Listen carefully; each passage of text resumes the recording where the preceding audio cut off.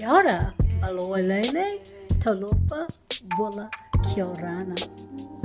Welcome to Weaving Connections with Angela from Paikea Design. Now don't mind me today, I just finished house cleaning. Then I thought, you know what are you doing now? Having a rest. So you're going to rest in front of that camera, that's right. So today we are going to be weaving, I did say Matariki stars. Matariki is the Māori New Year. So it is about the stars, Pleiades, that constellation right there. So we are going to pick up and make a couple of extra stars and perhaps refresh on the first video I did on stars. And that's what we're doing today. So I hope you stick with me. Come back, wait a minute, don't go anywhere. You'll miss out if you do. Anyway, I'll see you in a moment. We are making a couple of stars for Matariki. This is one. This is called a Moldovan star. I think it's pretty and appropriate. Ouch, I got bit by something. For Matariki, this is another star.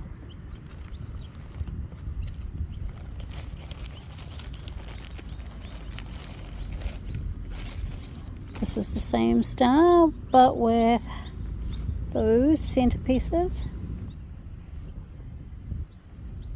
So that's what we're making. How cool are they, right? It's a plain one. Ouch.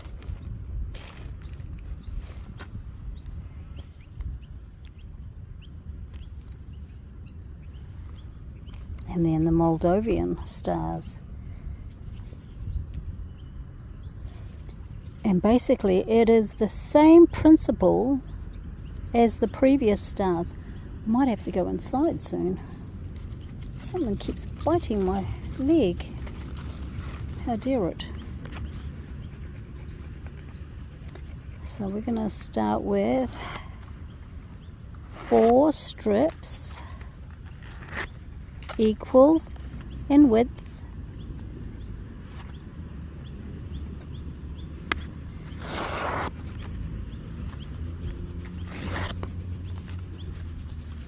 My dogs are saying, can we go inside now? It's like, no, haven't been out here too long. They're like, we've eaten our bone, we've played, we're done. So these are 4 strips. So again, it's like that first star we made. We're folding our strips in half. So the first strip is going in our left hand. This piece in our right hand goes over top. Again, all the pieces have been halved. This piece comes up behind those two and in front. The last piece, one goes over top, and then it comes around both those two to go through that one there.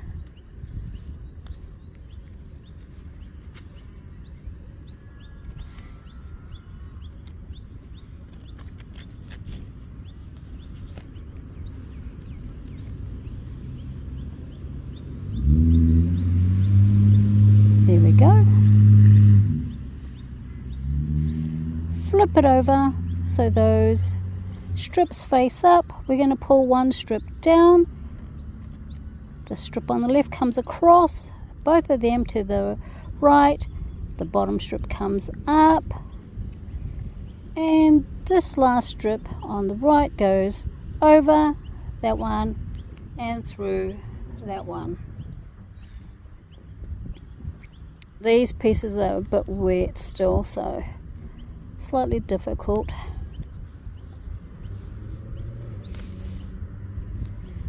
Here we go. How's that? Doesn't matter what you do, it's not going to fall to pieces. So we're going to start with this one. We are going to make this star here. It's exactly like the first star, we made a few videos back where you folded it down here. Well, not with this one. We're going to kind of pick a point up here and do it up here. Remember, we need a little gap between so we can fold it in half and then bring it down and under there.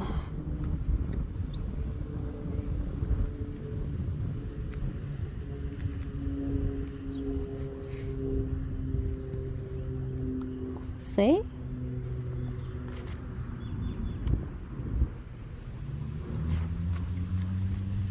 I kind of eyeball things.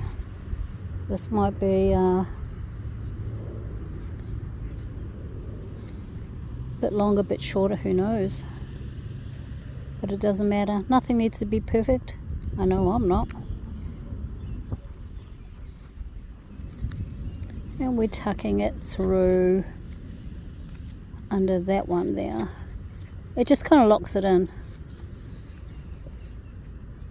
So it's not perfect. Are stars perfect?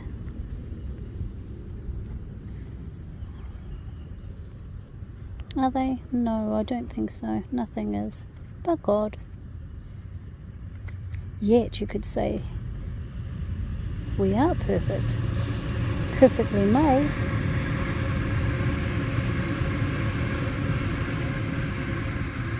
Bring the ball here. Where's the ball, please? Bring the ball and I'll throw it for you.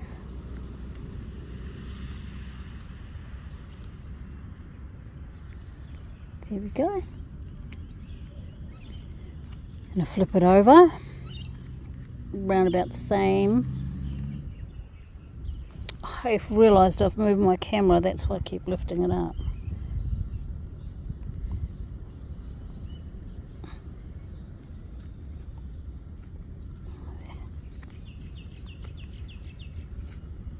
Just poking it under.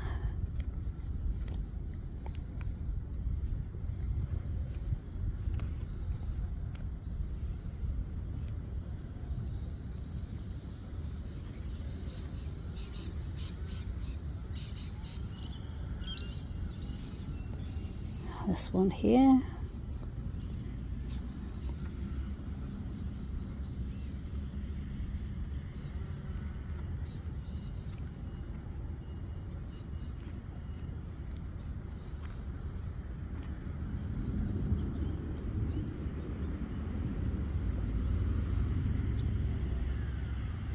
Pretty good.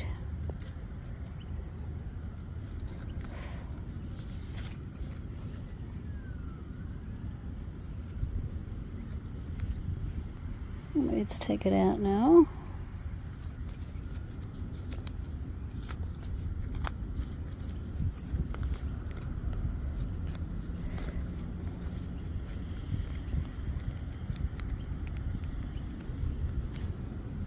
Don't mind my foot in the camera, do you?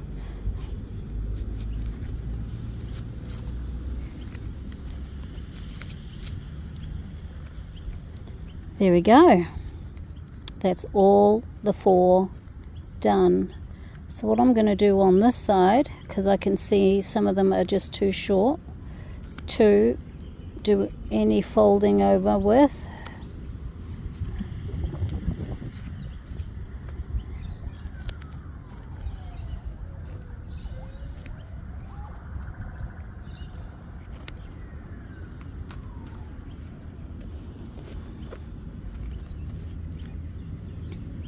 Okay, where are we going to start?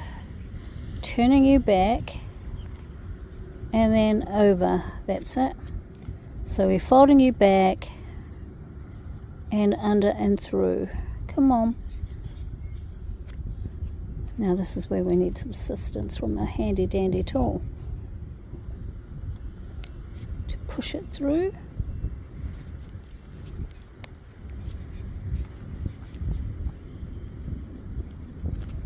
To possibly pull it through to make a hoochie wakey. Oh, that's right, it's not going through there, it's coming through here. Silly me. Yeah, see that point? It's coming through there. Forgot about that. One done. Okay, that was simple. So this one is going to go around, and then this flattens out that way. That's it. And it gets poked through here and it comes out there between that star point. I know it looks a little bit messy. Bear with me. We'll fix it up in a minute. Truly. Again, turn that around there. I wish you weren't so waterlogged. And under there, it's... So, we will be celebrating Matariki, which is what these stars I'm making is about. And we're going to be doing that this year, 2025, at Sydney Observatory on Thursday, the 19th of June, 25, from 5 to 8 p.m. And what's going to be there? Who's going to be there? We have got a performance by a kapahaka group, which is a performance group, a dance group. They sing, they're beautiful. They're called Te Raranga Whanui. There's going to be music by Mads Parker and Capital Z. There's also going to be weaving with myself, Angela Paikia. There's going to be food by Hangi Works. Now, he's one of my relations, and last year the food was like on point and delicious. So Hangi is food cooked in the ground. We eat a lot of food. And yeah, it's a beautiful time of remembrance. One of the stars is Pahutukawa, and she represents she's linked to those who have passed away and symbolizes the remembrance and the connection to our ancestors, to those who have passed, and to release them. And Tupuanuku, which is associated with food grown in the ground. I'm talking about like kumara, which is known as sweet potato, the root crops potatoes, all those sort of things. And it symbolizes growth and nurturing and sustenance that comes from the earth.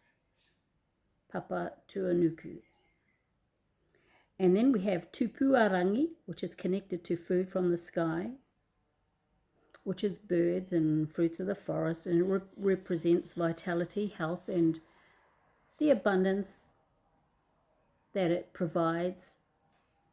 We've got YT, which is linked to freshwater bodies like rivers and lakes, and it symbolizes the purity, life, and the sustenance that's provided by fresh water. You've got Waita. It's tied to the ocean and seafood. Oh, we love our seafood. Kina, which is known as sea urchin, is so delicious. Oh my gosh, I believe a lot of people look at it as a delicacy. We look at it as yum, and we just like, if it's around, it's delicious. Anyway, then you've got oysters and mussels and tohiroa and so much. It represents the exploration and abundance and the life force of the sea. We've got Waipunarangi, which is associated to rain and water from the heavens. Then you have Ururangi, which is connected to the winds. I mentioned Puhutukawa before, which represents those that have passed away. Then you have Hiwa Iterangi, a star for dreams and goals. And then you have the mother, which is Matariki, representing hope and well-being. So there's 8 stars, and Matariki is the 9th star. Now, Matariki usually rises in late June, early July, and it's a time for reflection, planning, and renewal. Māori observe the star's brightness and clarity to predict the year ahead. A bright star suggests a great season, good crops, while dim stars indicate potential challenges. Matariki is a time for family, a time for community and cultural connection. Hence, celebrations blend the traditional practices with modern, and that's why we are having the joy to have this celebration at Sydney Observatory June the 19th, which is the day after my birthday. My birthday is on the 18th of June. Some people fly kites or create stars, and last year when I did this workshop at the Sydney Observatory, we had an elderly, some kuya elderly ladies come, and they created stars, and they had a whānau family member pass away, so they were going the next day, which was a Saturday, to a whānau family gathering, and they were going to release those stars by burning them, which I thought was just a beautiful way of release. Yeah, we have a few cultural events, like I mentioned, the Māori cultural group that will be performing, their storytelling and all sorts of things. It's a beautiful way to reflect on the past and to set intentions for the future. Enjoy a meal.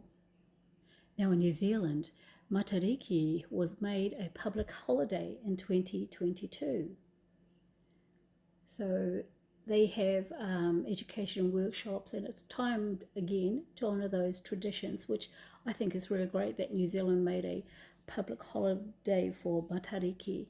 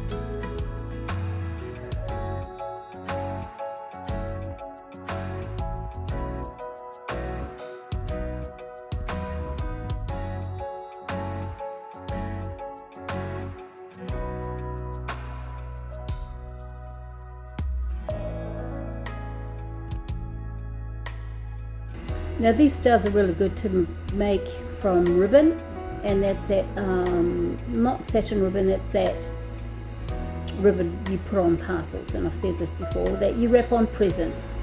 That's a good ribbon, you know, it's kind of plasticky. It's not a soft ribbon like you tie in your hair. And so that's what I'll be taking with me through to Sydney Observatory. Again, I'll put the links of, if you're in Sydney, if anyone's watching here in Australia, I'll put my links to booking a ticket, because you have to book a ticket if you want it's good for them to know the numbers, but it's also good for knowing how many people they're catering for. And last year was just spectacular. Where Sydney's observatory is in the city, it's just up on a hill, and it's such a beautiful space. It's not a huge space, but it's a beautiful space to have the things that they have there. I'm looking forward to it, and it's really an honor and a privilege for me to be able to go there and teach, to be asked to go and teach. So actually, that's where I feel comfortable teaching is in person, as opposed to on camera. On camera I'm like I splutter, and I have to edit my videos a lot. I get tongue-tied. I don't know what that's about. But when I'm teaching in person, things seem to flow. So I'm getting to a point, and listening to creators like Think Media, I've gotten so much value from them, and being guided by them. There's a couple of voices I like to listen to, and they're definitely my main ones. Once I can afford it, I do plan to join their VRA program, or maybe one of the others. So once I have funds to be able to do that, because they actually just ran a wonderful training that I binge watched on, and I took lots of notes to learn quickly. I don't want to just post videos. I want to be intentional about what I'm doing. And some of the things I learned was to be brief and be bright and be fun, and to reverse engineer my videos, which actually helped me last week. I really did not want to post last week's video because I hadn't completed it. I had so many interruptions, and I ran out of time last week with my video that I got frustrated, and in my frustration I just didn't want to do anything. But listening to Think Media, it's like, just do it, punch fear in the face and just do it. So I just released it anyway, and I'm pleased because I kind of held myself accountable to myself to do at least one video per week. With my commitments, I can't do any more than that at this point in time. So I'm pleased. I stepped up to the mark, and I posted that video, and we got it pushed through. So I'm pleased that we got that one done. I like Think Media because they had me thinking about common creator mistakes, which I've probably hit each one of those out of the park. All my mistakes that I have done, but it's just has you thinking about the YouTube growth system, just how to do things better, don't rise to goals but fall to systems. So having systems in place for my videos, and this is one of those systems, is being consistent whether I feel like it, pushing through my frustrations, and as Sun Tzu says in The Art of War, every battle is won before it is fought. So that was a battle last week, but we got there. So using some of these strategies, and eventually joining one of their programs, I'm going to fly. But at this point in time, I'll watch every video I can of theirs and just study them and other creators, but more them. They've just got a proven record, and I like what they stand for and how they help people. So I'm just creating, being intentional about what I'm doing, faux pas and all, and just doing my best, creating. So thank you for joining me in this video. I hope you have received some value. I've just done different tops on these stars. We've only worked on 2, but come back and see me next week.